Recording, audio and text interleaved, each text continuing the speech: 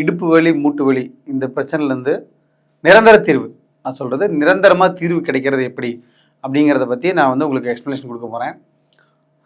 அதாவது இடுப்பு வலி மூட்டு வலி ஏன் வருது அப்படின்னு பார்த்தீங்கன்னா, உதாரணத்துக்கு இப்போ நான் இந்த விரலை இப்படி மடக்கி விரிக்கிறேன், ரைட்டா?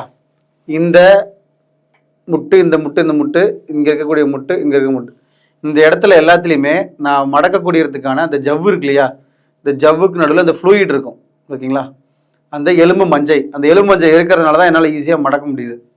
அப்போ இடுப்பு வலி மூட்டு வலி ஏன் வருது அப்படின்னா, அங்கே எலும்பு மஞ்சை வந்து குறைய ஆரம்பிக்குது, இல்லை இல்லாமல் போகிறது. அதனால தான் முட்டியே தேஞ்சு போச்சும்பாங்க, இடுப்பு எலும்பே தேஞ்சு போச்சும்பாங்க. ஸோ இதுக்கு என்ன காரணம் அப்படின்னா, கால்சியம் உள்ள உணவுகளை நம்ம சரியாக சாப்பிட்றதே இல்லை. ஒன்று, நம்ம கால்சியம் நினச்சி சாப்பிட்டு இருக்க முடிய உணவுகள், இந்த உணவுகள் எதுவுமே கால்சியத்தை கொடுக்கல. ரெண்டாவது, கடுமையான மன உளைச்சல். யாரெல்லாம் தன்னை பற்றி யோசிக்காமல் மற்றவங்களை பற்றியே யோசிக்கிறாங்களோ அவங்களுக்கு கண்டிப்பாக இடுப்பு வலி மூட்டு வலி இருக்கும். மன உளைச்சல் ஒரு முக்கியமான காரணம்.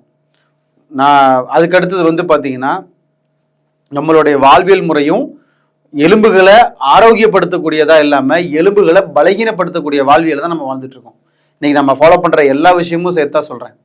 காலையில் எழுந்திரிச்சு நைட்டு தூங்க போகிற வரைக்கும் நான் சாப்பிட்றது எல்லாமே நல்லது தான் சாப்பிட்றேன் அப்படின்னா எனக்கு ஏன் உடம்புல நோய் இருக்க போகுது? ஸோ ரொம்ப சிம்பிளாக புரிஞ்சுக்கணும். நம்ம அடிப்படை உணவு பழக்கத்தை மாற்றணும், மனநிலையை மாற்றணும், வாழ்வியலை மாற்றணும்.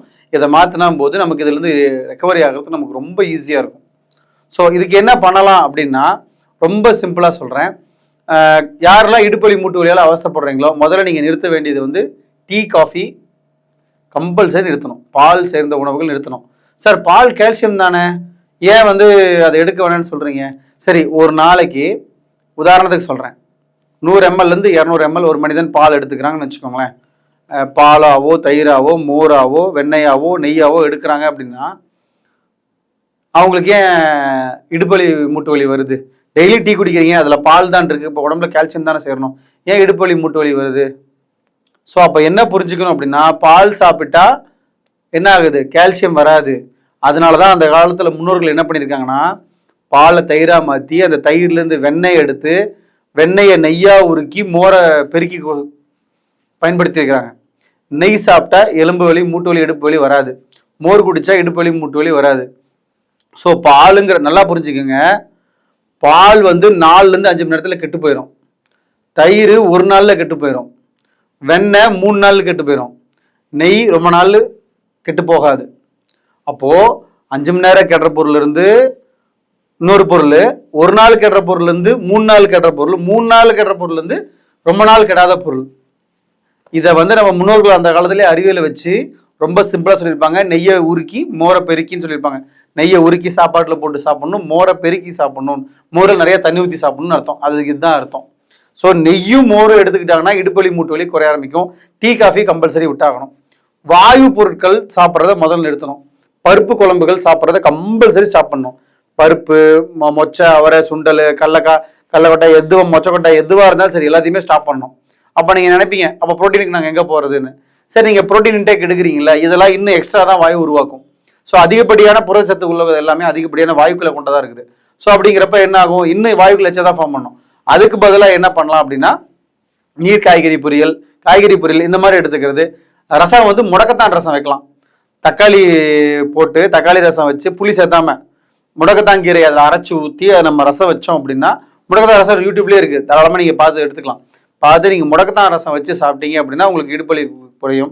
காலையில் வெறும் வயிற்றுல முடக்கத்தான் கீரை சூப் குடிக்கலாம்.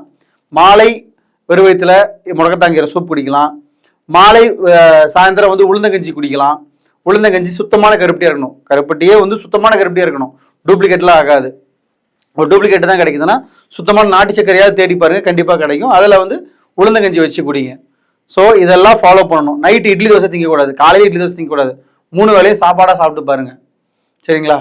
கண்டிப்பாக நல்ல மாற்றம் கிடைக்கும் இந்த டயட்டில். குறிப்பாக பாரம்பரிய அரிசிகளுக்கு போகிறீங்க அப்படின்னா, கால்சியம் அதிகம் உள்ள சத்து அப்படின்னா இலுப்பை பூ சம்பான அரிசி இருக்குது. இலுப்பை மரம் சொல்கிறோம் இல்லையா, இலுப்பை பூ சம்பா, ஓகேங்களா? இந்த அரிசி சாப்பிட்டீங்கன்னா கம்பல்சரி இடுப்பு வலி மூட்டு வலி குறையும்.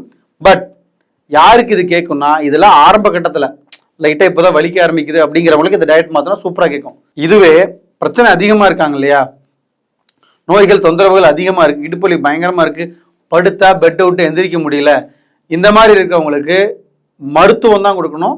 குறிப்பாக சித்த மருத்துவம் எடுத்துக்கிட்டாங்க அப்படின்னா பர்ஃபெக்டாக ரிசல்ட் கொடுக்க முடியும். நீட்டாக அவங்களை வந்து உணவு பழக்கத்தையும் மாற்றி மருந்தும் கொடுக்குறப்ப அழகாக அவங்க வந்து இதுலேருந்து ரெக்கவரி ஆகி வெளியே வருவாங்க.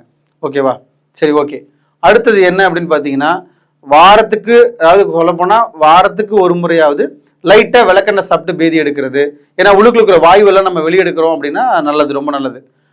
நாட்டு மருந்து கடைகளில் போயிட்டு நம்ம வந்து இந்த சின்ன சின்ன இந்த கடுக்கால் லேகியம் இந்த மாதிரிலாம் வாங்கி பயன்படுத்தினா பெஸ்ட்டாக இருக்கும் இந்த இடுப்பு வலி மூட்டு வலி குறையிறதுக்கு. அடுத்தது, சரி இதுக்கு பெஸ்ட்டான மருத்துவம் வேணும் அப்படின்னா, உதாரணத்துக்கு இதுக்கு வந்து சித்த மருத்துவம், நீங்கள் அருகில் இருக்கக்கூடிய சித்த மருத்துவத்தை பார்த்து மருத்துவமனையை போய் அணுகி அங்கே மருந்துகள் வாங்கி சாப்பிட்டாலும் ஓகே. எப்படினாலும் ஹோமியோபதி மெடிசன்ஸ் எடுத்துக்கிட்டாலும் ஓகே. ஓகேங்களா? ஸோ இதுதான் இதுக்கு எனக்கு தெரிஞ்ச வரைக்கும் இதுதான் தீர்வு. இல்லை சார் நான் என்ன பர்சனலாக பார்க்கணும் அப்படின்னா, நான் வந்து ஹீரோ சக்திவேல் யுவராஜ். என்னுடைய மருத்துவமனை வந்து பார்த்தீங்கன்னா நாமக்கல் மாவட்டம் திருச்செங்கோட்டில் இருக்குது. அதுக்கப்புறம் வந்து பார்த்தீங்கன்னா சென்னையில் இருக்குது. மாதத்தில் 2வது வார புதன்வியாழன் 4வது வார புதன்வியாழன் நான் சென்னை வருவேன். சென்னையில் நான் இருக்கக்கூடிய இடம் தாம்பரத்துக்கு பக்கத்தில் கூடிய பள்ளிக்கரணையில் இருக்கேன் நான். ஸோ என்னை மீட் பண்ணோம் அப்படின்னா தயவு செஞ்சு எனக்கு வாட்ஸ்அப் மட்டும் பண்ணுங்கள், ஃபோன் பண்ணாதீங்க. வாட்ஸ்அப் மட்டும் பண்ணுங்கள். கண்டிப்பாக உங்கள் பிரச்சனைக்கான சிறந்த மருந்துகளை, சிறந்த மருத்துவத்தை நாங்கள் கொடுக்க தயாராக இருக்கோம். எங்கள் கிளினிக்கில் கூடிய டாக்டர்ஸ் பர்ஃபெக்டான மெடிசன்ஸ் எல்லாமே ரெடி பண்ணி வச்சுருக்காங்க. கண்டிப்பாக கொடுக்குறாங்க. கொடுத்து ரிசல்ட்டும் எடுக்கிறோம். பக்காவாக ரிசல்ட் கொடுக்க முடியும் எங்களால். ஸோ எங்ககிட்ட மருந்துகள் விலையும் கூடுதல் தான். காரணம் என்னென்னா, பெஸ்ட்டான ரிசல்ட் கொடுக்கணும் அப்படின்னா போடுற பொருள் எல்லாமே பெஸ்ட்டாக இருக்கணும், பெஸ்ட் குவாலிட்டியில் இருக்கணும். ஸோ அப்படிங்கிறப்ப தான் நம்மளால் கேரண்டி ரிசல்ட் கொடுக்க முடியும். நாங்கள் 100% கேரண்டி ரிசல்ட் கொடுக்க முடியும். ஸோ நீங்கள் சொல்லும் போதே நாங்கள் தெரிஞ்சுக்கோம், எங்களால் உங்களுக்கு மருத்துவம் கொடுக்க முடியுமா, கொடுக்க முடியாதா, சக்ஸஸ் கொடுக்க முடியுமா, கொடுக்க முடியாதாங்கிறது எங்கள் டாக்டர்ஸ் வந்து உங்களுக்கு ஓப்பனாக சொல்லிடுவாங்க. கொடுக்க முடியும்னு சொல்லிட்டாங்கன்னா கண்டிப்பாக 100% ரிசல்ட் கொடுப்பாங்க. ஸோ இதில் எந்த ஒரு 0.1% கூட நான் வந்து அவங்க பின்வாங்க மாட்டாங்க. ஸோ இந்த வீடியோ வந்து உங்களுக்கு ரொம்ப யூஸ்ஃபுல்லாக இருக்குன்னு நினைக்கிறேன். மேலும் என்னை தொடர்புகள் நினைக்கிறவங்க வாட்ஸ்அப் பண்ணுங்கள். இந்த மாதிரியான யூஸ்ஃபுல் அப்டேட்ஸ்க்கு நம்ம யோகம் சேனல் சப்ஸ்கிரைப் பண்ணுங்கள். நன்றி, வணக்கம்.